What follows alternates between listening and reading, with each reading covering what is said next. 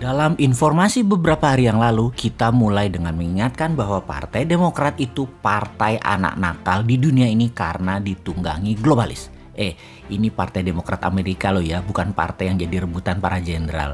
Bener deh, gara-gara urusan partai di Indonesia adalah syarat untuk jadi penguasa dan pemegang jabatan, juga karena ingin berkuasa terus-menerus sampai anak cucu cicit. Jadi sekarang di SD ada kata-kata mutiara baru. 2 jenderal bertarung, mayor mati di tengahnya. 2 jenderal tersebut, yang satu pejabat dengan posisinya diancam dalam tanda petik, yang satu lagi jenderal mantan presiden yang harus belajar lagi bernegara karena di banyak negara mantan pejabat harusnya tidak cawe-cawe sama pejabat baru. Di sisi lain, pejabat yang menjabat tidak cawe-cawe dosa masa lalu pejabat tersebut, ini dua-duanya harus belajar. George Bush ya misalnya, sebel bener sama Obama. Selama 8 tahun Obama menjabat, Bush bunyi juga enggak. Sekarang Biden berkuasa, Trump mantannya bunyi juga enggak. Padahal bajingannya Partai Demokrat berkuasa yang di belakangnya globalis mulai perang lagi, di mana Trump dan Republikan dulu nggak ada perang. Drone mulai menembak ke Aramco punya kilang minyak. Niatnya apa? Niatnya adalah minyak mentah $100.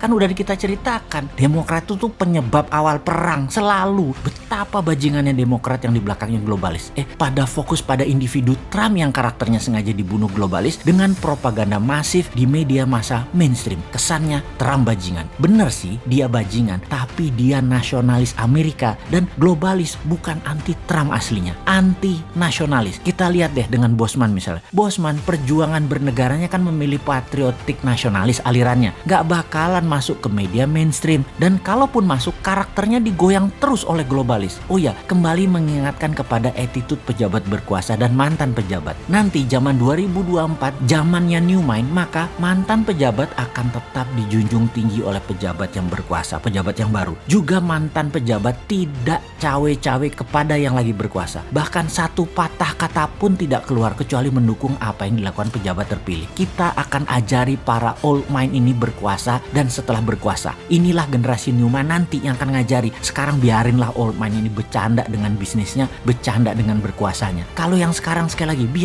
biarin aja mereka nggak ada etika, nggak punya kebijakan yang solid, yang tidak gonta-ganti dalam sesaat. Kebijakan itu harusnya solid. Pejabatnya pinter main kata-kata yang sekarang ini, sementara oposisinya pada mandul kreativitas. Ya memang mereka berdua ya old mind. Jadi akan ada arus besar di tahun 2024. New mind versus old mind, bukan incumbent versus oposisi. Incumbent versus oposisi itu old mind dua-duanya. New mind masih sedikit di tahun 2021. Namun di tahun 2022 pasti akan menguasai pemahaman bernegara kaum digital. Di tahun 2024 mereka yang generasi milenial dan generasi Z menguasai 65% voting right, hak pilih. Inilah generasi digital. Gak bisa dimainkan lagi pakai media mainstream. Jadi kita buktikan bahwa old mind sekarang berkuasa pasti gak bisa paham dan akan gelegepan ketika BBM harganya mendekati $100 per barel yang dimainkan globalis. Sementara new mind sudah tahu, ini dibuka informasinya oleh new mind, BBM bakal ke arah $100 per barel dan instrumen perang akan dimainkan Demokrat di seluruh dunia. Itu bahkan informasinya sebelum Partai Demokrat menang dan jadi presiden di Amerika. Ya untuk kesekian kalinya, mudah-mudahan salah lagi analisanya Bosman, sehingga yang lagi menjabat dan bernegara kesannya benar, padahal beruntung aja orang gak banyak paham geopolitik dunia.